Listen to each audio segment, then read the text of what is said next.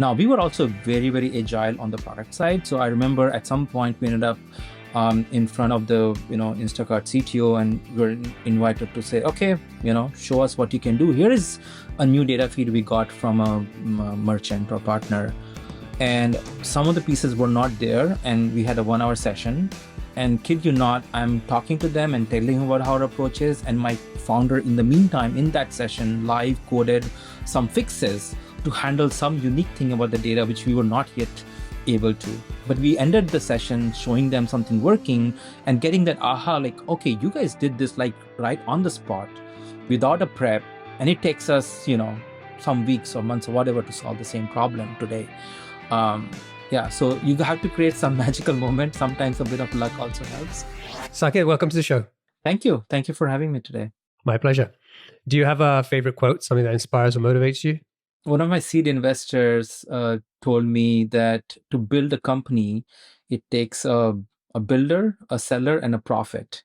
And in those three stages. And I think I always go by that and say, well, a big part of the scaling happens when you get that sort of a profit moment, which means that you're able to evangelize what you do and people can follow you. So I think I do go by that. Love it. So tell us about Nexla. What does the product do? Who's it for? And what's the main problem you're helping to solve? Yeah, the main problem that Nexla is trying to solve is that in the enterprise world today, data or information is scattered across many, many systems. And we are not able to extract full value out of that unless we can connect across that variety. So the problem we solve is connecting across those variety of data systems, the different structures, different formats, different data models, unifying that and making that available to data at the point of use. And increasingly now, the user of that data is becoming the agent. It's not just analytics anymore. And how do we serve that agent that needs data to build that context is the problem that we solve. Can you mention some of the companies that are customers, some of the logos that you have today? We serve enterprises across all sizes, but typically large enterprises, like customers like DoorDash, for example, LinkedIn, Autodesk, Instacart, a whole bunch of companies that rely on us to bring that diverse data, normalize it, and make it usable for their internal systems. And give us a sense of the size of the business. Where are you in terms of revenue, customers, size of team? We are just under 100 people company, well over 50 customers. And being in the enterprise segment, we serve in the 6-figure plus ACV market as well. Great. I know you don't disclose revenue, but you are like well over the 5 million mark. Yeah. We've scaled well past that. Yeah. And I think to date you raised like 33 million. Yes. We have raised about 33 million in capital so far. Awesome. Okay, so let's go back to 2016 when you founded the company with your 3 co-founders. What were you doing at the time, and where did this idea come from? Oh yeah, great question. So I maybe will dial back a little bit more. I got into the whole sort of entrepreneurship thing in the 2000s. And I was fortunate enough to work at Nvidia, building new product ideas within the company. So kind of being an entrepreneur inside a big company. At that time, Nvidia was just 1,500 people, and got to learn through that process. So I was an engineer transitioning into product at the time. And then 2009, I started a company in the mobile app ecosystem. And that ended up becoming one of the first ad serving companies. So 2016, us coming out of that company had been through an acquisition, had the combined company had gone public, and I had found myself serving the advertising use case, whereas I come more from a infrastructure sort of core systems background. So it was a reset for me to then say, wait a minute, I really need to be back in building core systems and platforms for people. And the key problem that I had solved at the time in the last company was around data in the advertising space, and I had built a lot of compute-related stuff in Nvidia. And data, serving the data side, building the compute for it, scaling that, and really making it easy for the data user. So I'm really coming into 2016 thinking everybody needs to be using data in their jobs day to day. But data is complicated, it's hard, it's all over. And can we go and deal with that complexity so that the user of data has an easier life? And that was the core mission and value that we started with, and that continues till today. When we set out in 2016 to start the company, um, what was that pivotal moment? What pushed you to say? I mean, you'd been experiencing some of these challenges, in your own work, but what pushed you to say, "I'm going to go and solve this"? I think that was also a lesson observing other entrepreneurs, where I saw that in the course of building a company, along the way, they had built the real valuable, sort of powerful thing. And you've heard stories of companies like Slack, for example, right? We're building a game, but actually behind the scenes had built more of a chat application. And that became the core business. And I look back at what I had done in the advertising space, and I felt like data was really the hard problem that we had solved. And instead of building the data platform for the advertising use case, it should become more of a platform. Now, the pivotal moment for me had been few interactions with my partners at the last company, um, where companies had come to me. I was running the mobile division at the company, and they had come to me saying, "Can we get access to data? Because you guys give us dashboards and reports. We want access to raw data." So what I was seeing was that more and more companies were becoming comfortable working with raw data, but their data was actually scattered within their ecosystem of customers and partners. And I felt like, okay, that's an important problem to solve, because the companies that asked me for data were ultimately not able to do much with it because it was hard to solve that. So I said, okay, why don't we bring that connectivity and actually make it possible for people to work with data? And the initial focus was not the data inside the company, but the data in the ecosystem. Okay, so you raised a small seed round in 2016, and you mentioned earlier that you have around 50 or so enterprise customers today. Most founders would probably have said, "Okay, I'm going to go out and I'm going to sell this to SMBs first. Hopefully, easier to sell, close deals faster." You did the opposite. You started with enterprise. You got traction there, and now you're expanding out into SMBs and targeting developers and so on. So you kind of took a very different approach. But I'm curious, why did you decide to target enterprise customers from day one? Yeah, so I think there are two reasons for that. First of all, was the problem that we were solving was that of fragmentation of data in different systems, different formats, different structures. And of course, fragmentation is higher, the bigger, the more complex the company. The second part of it was also that, coming from an engineering product background, I felt that the real value that we can create will be in enterprises. But if we architect for smaller companies and solve a problem for them, we will not fully understand the depth of the problem, and will end up not necessarily building the right solution for it. So I felt like for the initial customers, it was very important for us to actually go deep into the enterprise, see the complexity and mess of it, which I think many people underestimate how complicated enterprises can be. Many of them still run mainframes, by the way, right? So there's a whole range of technologies and fragmentation that companies deal with. And until you go into that and try to understand that problem and try to design and architect your problem for that, you will not be on the right track. Okay. And now on the flip side, we are able to say, hey, the same platform that serves these large enterprises, complex, large scale use cases, we have brought it in a simple enough form for anybody to take advantage of. So, that ended up becoming our journey for, right or wrong, various reasons. That's how we ended up targeting. So walk me through the journey of getting that first customer. How much of the product did you build or start building? How much time were you spending trying to get your foot in the door and have conversations with potential customers? Just what was that journey like? Yeah, the approach there was very, very thesis driven. And, we said, okay, there are certain companies that deal with a variety of data. And let's go and talk to them. And actually, I had a list of target companies that I wanted to talk to. And the first one that we ended up, signing as a customer was Instacart at the time.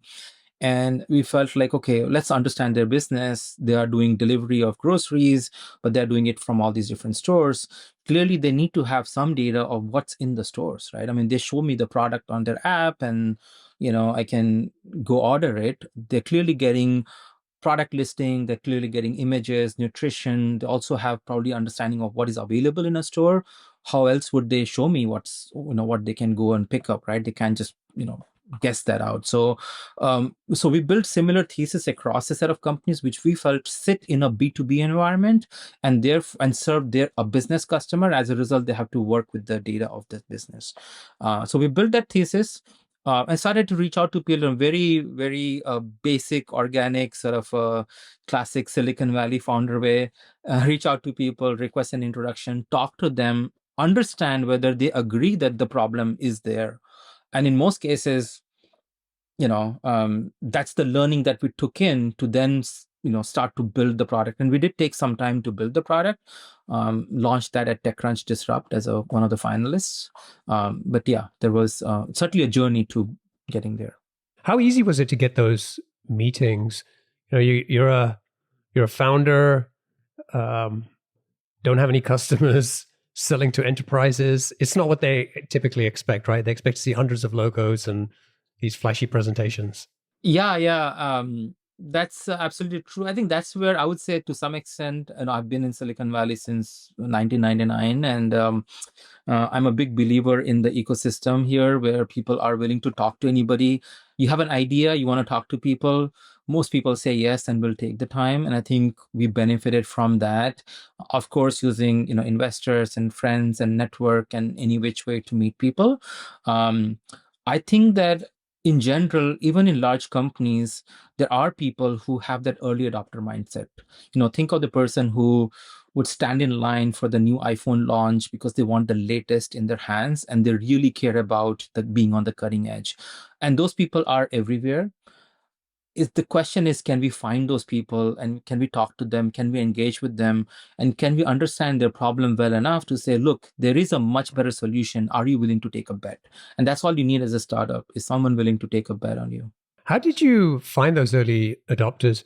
This is something you and I were talking about earlier, and you jokingly said, it's unfortunately there isn't a list published somewhere where you can go and find these early adopters. But how did you figure it out? Yeah, I think you're right. I mean, I wish there was a list and you could just reach them. Some of the signals that we see are, people who would maybe record a case study with another startup or company, and like, oh, they are buying something from a startup. Or you see their LinkedIn posts, or their Twitter posts, and clearly they are passionate about innovation in one way or the other. So I didn't have much of an automated system, but to do that at the time. But just looking at our target list of companies, who are the people in here who are you know likely to be excited about meeting and at least be open to conversation. My first goal talking to someone was not that I'm going to sell you something. I'm really passionate about solving this problem. Do you see this problem as well? And would you be open to talking about it? And that's how it would start. What was a typical conversation like once you got a meeting? I talk to a lot of founders who they're almost reluctant to have that kind of meeting because it's like, I don't have anything to show them, right? But that's actually a good thing at this point, right? That's actually a good thing. Yeah, I mean, most of our conversations there were like, hey, we believe that this is a problem that's big. I wonder if you see this problem as well. A lot of the conversation is about listening. I think smart people, given the right question, can actually be very, educational if you just listen to them and don't go to them and saying, hey, I have a solution to this problem that I want to sell to you, because that turns people off sometimes right away. But you are basically saying, look, I'm a product person. I like solving this problem. It seems like you might have that as well. How do you see it? How does it manifest? How do you have your approach solving that? What has worked? What hasn't worked? And all of those questions, when you talk to them, you actually learn a lot about what your product should be. Now, we were also very, very agile on the product side. So I remember at some point we ended up in front of the Instacart CTO, and we were invited to say, okay, show us what you can do. Here is a new data feed we got from a merchant or partner, and some of the pieces were not there, and we had a 1 hour session. And kid you not, I'm talking to them and telling them about how our approach is, and my founder in the meantime in that session live coded some fixes to handle some unique thing about the data which we were not yet able to. But we ended the session showing them something working and getting that aha, like, okay, you guys did this like right on the spot without a prep, and it takes us some weeks or months or whatever to solve the same problem today. Yeah, so you have to create some magical moment. Sometimes a bit of luck also helps. But yeah, nothing. I feel like as a founder, you're constantly being optimistic and pushing the limits. Yeah. So Instacart became your first customer. Um, and the problem that Nexla is solving is pretty complicated because you're trying to take all of these, um, you know, different data points, the data sources, and give them a better way to handle all this information. Uh, that sounds like a really tough thing to build in any kind of MVP. So when you solved it for Instacart, how did you decide where to focus the product on initially? Yeah. See, the problem definition we had already made. Remember, we had seen a similar problem already in our prior company, building that advertising company, right? So we were getting data from all of these different ecosystem players, all these media companies, and ad networks and so on. So we had seen the data variety problem. Um, as I said, I've been an engineer, and one of the things I learned at Nvidia was how to think about these complex problems and build elegant solutions to that. And we took some very unique approaches as to how we'll solve that. So we'd already built a good framework towards that. And much of it was based on the approach that we're not just going to read data from different systems. We're trying to build a bit of an understanding to it. And if we can understand key things about the data, then we can simplify the process of how it should converge, because you are going from variety. So different systems, different formats, different data models, they will name things differently and so on. And now you're trying to bring it together so your customer can actually have one clean thing to work with. Um, a lot of the stuff that we understood would be common problems, we had built to that, so that when we get in front of people, we can go around and make some adjustments and show them something. So that's sort of how we approached the problem. How did you figure out pricing when the people at Instacart said to you, "How much does this cost?" Or you're just like, I'll be honest with you, there was a time when I didn't know what it means to have a purchase order, what do we need in a contract, and I ended up getting a crash course from some of my entrepreneur friends on that. Pricing also was similar. We said, look, it's going to cost you at least these many people to solve this problem and maintain this, and we're going to be a fraction of that cost, and therefore it sort of makes sense. And we had some math that whatever it costs the company, whatever the total cost would be, we should be like a fifth or tenth of that or something like that. So some sort of approach there. Of course, you're also testing the market. You're sort of afraid to say a number. Over time, one of the things I learned is that, again, listening. If you ask people how much does it matter, what does it cost you to solve it today, you'll be surprised how much people will be willing to share, and that gives you a much better understanding of how to do it. But we just, we tested, but we always told people that, look, we're a startup, we're hungry to get your business, we'll do it, but here is what will be, a fair structure, and kind of figured our way through that over time. Yeah. and then did you test like increasing prices with every deal that you try to close? Yeah, over time we did that, and we also hit certain limits also, like, hey, where are people comfortable or not comfortable? So there has been, of course, an evolution through that process. Yeah. Now, when I was looking through and doing some research, I think it was around 2021 that you raised your Series A, which was, I think, maybe about 12 million. And you were already multiple seven figures in revenue at that point, and had about 25 enterprise customers. And you did the first 15 of those customers. You basically closed those deals yourself. It was all founder-led sales. But your background is engineering, product. You didn't have a sales background. So how did you learn to sell and close these deals? Yeah, I think that as a founder, you almost by definition become a seller, first to investors, then to prospective employees, and ultimately to customers as well. Yeah, I did not have any such sort of formal sales training, although having done a startup before, I had been in situations where you're trying to work with a customer and get something to the finish line. um, the way I approach sales, at least, was largely, again, more or less consultative. Try to understand what problem people are solving coming from a product person's head, and then be able to articulate, like, okay, this is how we can solve your problem. I think that in many ways, working with a bit of a technical buyer on a complex technology piece sales often sort of becomes like that. You have to really earn the trust of the person. To some extent, I did feel that people were willing to trust that, okay, you're not here to just sell to me, you're solving a problem. That's not doesn't scale that well, but I personally am a big advocate of founder selling. I feel like unless a founder goes and actually sells deals on their own, you don't really fully get to connect the dots, because as a founder, your job is to connect the dots. What is your product? What is the market? What's the need that you believe in?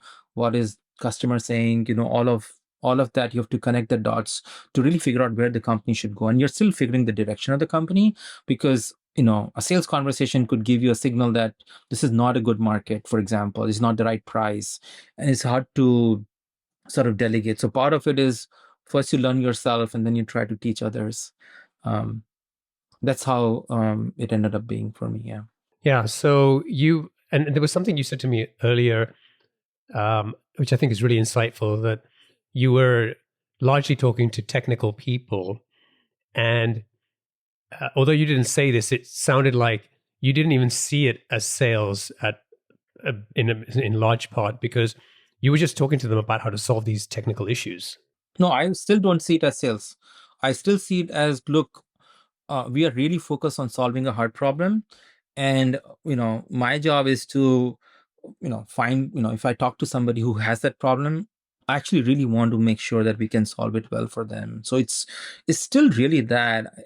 I think it really comes down to being able to take something off of people's plate, something that is important for them, but something that they probably shouldn't do on their own. That's kind of what enterprise technology selling becomes, because a lot of the conversations in these cases ends up becoming build versus buy.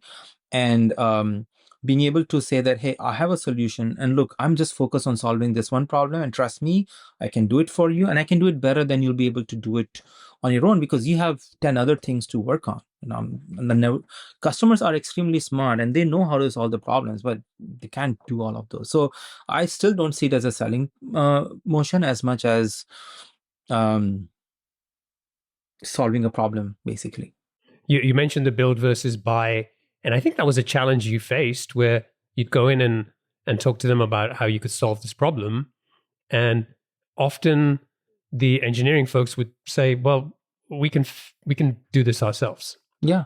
Yeah. And fair enough that they've been running their business. They didn't just start it yesterday, right? So they can absolutely solve the problem on their own. And my thinking largely was like, okay, can I have you agree that this is a problem to solve? This type of data fragmentation is a challenge that you need to solve. And once you can, on the other side, once your data is in the right place and shape, it helps your business. Okay, at least we agree on that. Okay, you are solving that problem on your own because you had to. I didn't show up until yesterday, right? So, okay.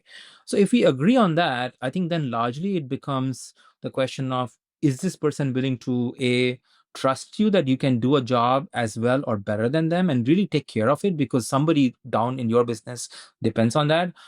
Second, they don't see you as a threat. That's an evolving thing in general as well. And they truly see you as a partner who can have their back, because someday on Saturday night, some data flow will stop working and somebody's got to wake up and make sure it's done right. And are you going to be that person?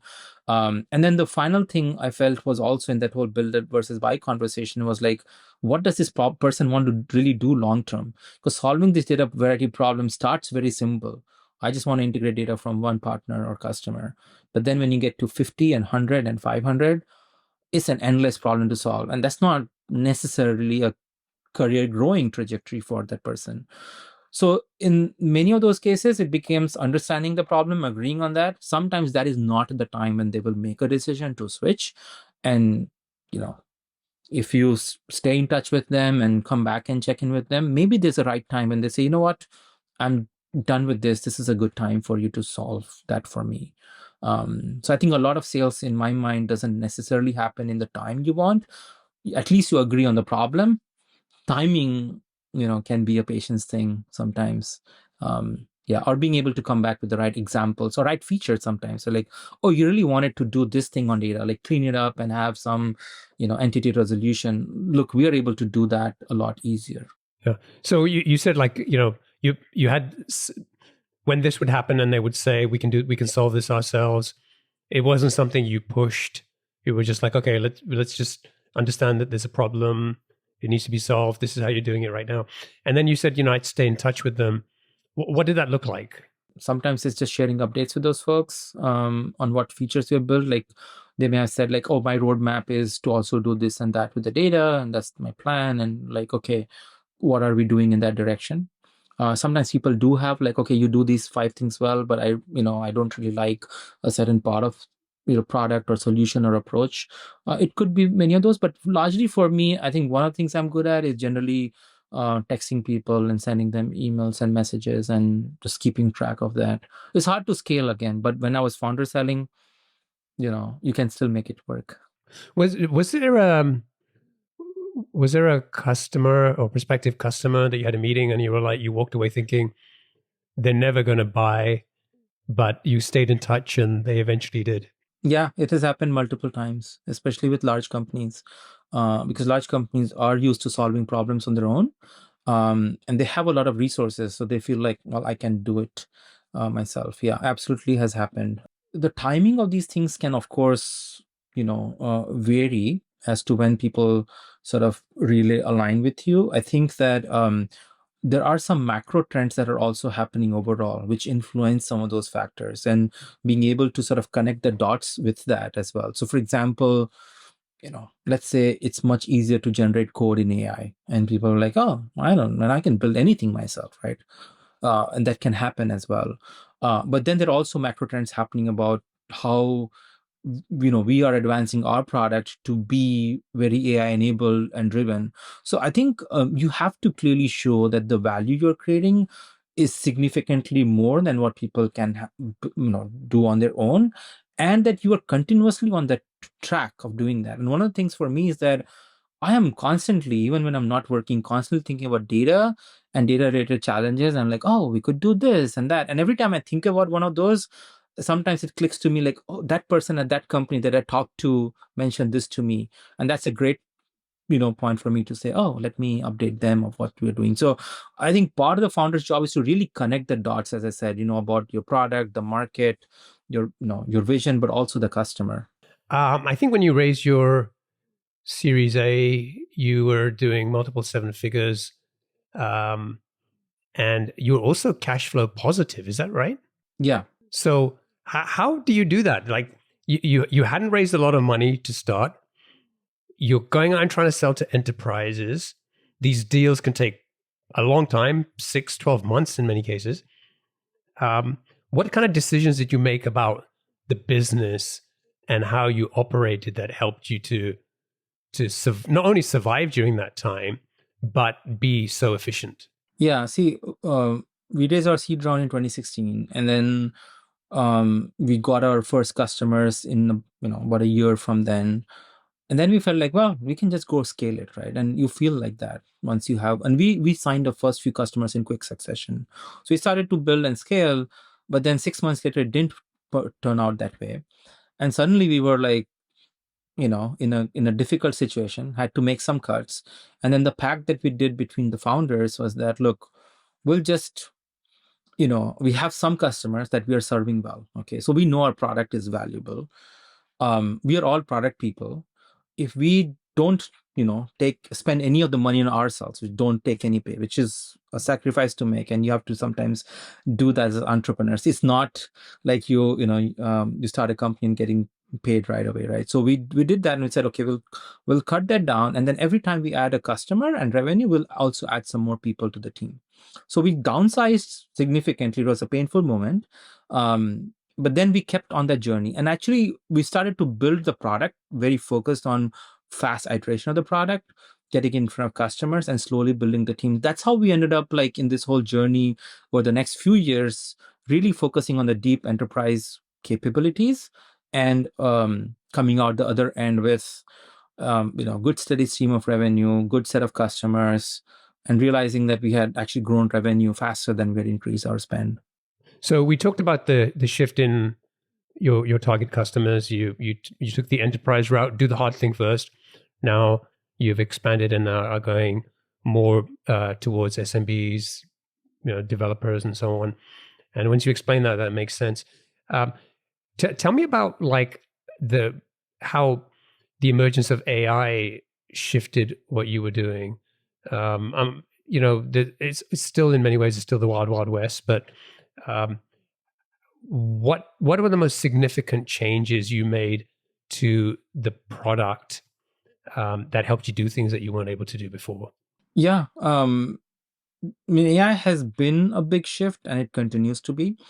I think one of the things that I mentioned was that to solve that fragmentation problem, we're trying to build a little bit of intelligence in the system to understand the data and then make some sort of decisions based on that. And that helped us solve some really hard problems. I think what it allowed us, the growth of AI did was that the features that would take us from a AI perspective, machine learning perspective, like maybe months to build, could now be done a whole lot faster. Because we could take those general purpose models and take advantage of that. The other thing that also happened was we were seeing how software engineering has been changing, and you go into Cursor or Lovable and you just tell what you want to do and you can build that. We realized that we had built enough know-how along the way in our system that we could expose something similar for data engineering specifically. And data engineering is a software engineering problem, but in a very different way. The type of problems you solve and are very different. So we've been able to do that and actually come out with a product called Express, which actually is completely conversational. You tell your intent of what you're trying to do, and the system, based on all of that sort of prior know-how and everything, is able to stitch together a solution. Because it runs on the same platform, whatever it creates is actually ready to go to production as well. It's not a prototype software, right? So we've been able to bring AI to how um, AI can be used to make the data work easier. And then on the flip side, there were capabilities that we had built over time and we expanded. So we started to, process documents. We introduced the capability to process videos. So we said, well, we should cover the whole, when we talk about the variety of data, it should expand beyond structured data to also like documents and stuff. And we've done that.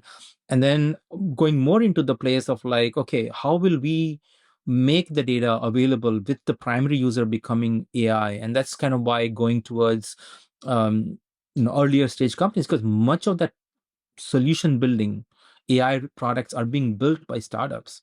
And we see ourselves as a place where, look, the startups want to build the best AI solution.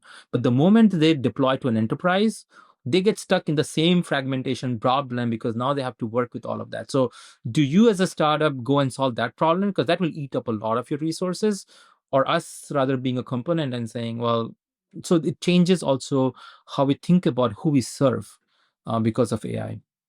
Okay. Not just how we serve them. Yeah. So this Express, you called it, right? It seems quite a shift from what you had been doing before. What was, just so I'm clear, was this so people could start to get answers from the data, or was it to help them do a better job at basically turning this fragmented data into something more useful? Yeah, it's the latter. The thing was that, as our initial thesis was, will everybody will be a user of data? How do we make their life easier? How do we get data clean and nicely to them? And we said, well, we can lower the bar on what that person needs to know and how technical they need to be, because Express can be a conversational way for them. So they can say, I need to work with this data. Express, you go figure out what pipelines I need and what data products I need, and go help stitch it for me, and I can give instructions. So I think it continues on that same sort of journeys, how to get data in the right place to that person. The difference being that now, if you are building an AI application, that data can be documents, it can be coming from a vector database. You may need real-time data to enterprise systems are fragmented, right? But can you have an agentic way of getting access to that data? So all of those layers are what we then started to solve for. Yeah. That's great. Okay, we should wrap up. Let's get on to the lightning round. I've got 7 quick fire questions for you. Ready? Yes. Okay. What's one of the best pieces of business advice you've received? So I remember getting this in the cafeteria line at Nvidia, and Jensen was right behind me. And he told me, what are you working on? And his advice to me was, hey, if you're not on the critical path, then get on it. And if you're on the critical path, then get off it. And I think that was really the advice, to be constantly in the cycle of pushing hard, but not slowing down other things. What book would you recommend to our audience and why? The book I would recommend, I keep talking about a lot, is Six Types of Working Genius. It really helps to understand that everybody has two working geniuses, two areas of competency, and two areas of frustration. And the better we understand that, I think it better becomes to work as a team. What's one attribute or characteristic in your mind of a successful founder? I think I would say relentless optimism and faith in the art of possible. What's your favorite personal productivity tool or habit? Right now, I would say using ChatGPT in voice mode while I'm driving, getting raw notes out of that, and then using a combination of AI tools to do stuff that are always ideas in my head, but I never get to, would never get to write or create a slide deck around. What's a new or crazy business idea you'd love to pursue if you had the time? If I had the time, I'd probably try to build some tool technology platform for future evolution of technology. And I think that when I think about it, I think it'll end up becoming solving the data challenge for AI, because I think that's the biggest bottleneck. So I think, I'm already doing, I think, what I would have done otherwise. What's an interesting or fun fact about you that most people don't know?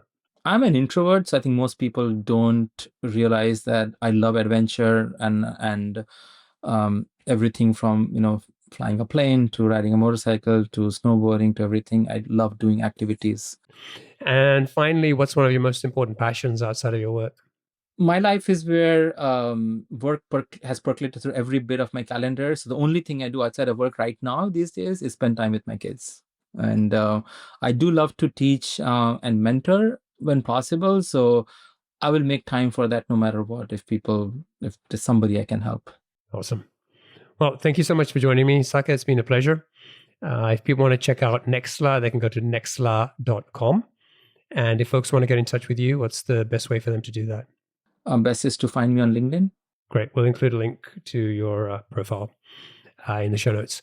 So thank you. I appreciate you making the time to share your story of building Nexla, and for sharing your lessons, your successes and mistakes along the way. And I wish you and the team the best of success. Yeah, thank you so much for having me. I hope this was helpful and will benefit the audience. I think it will. Thank you. Take care. All the best. Cheers.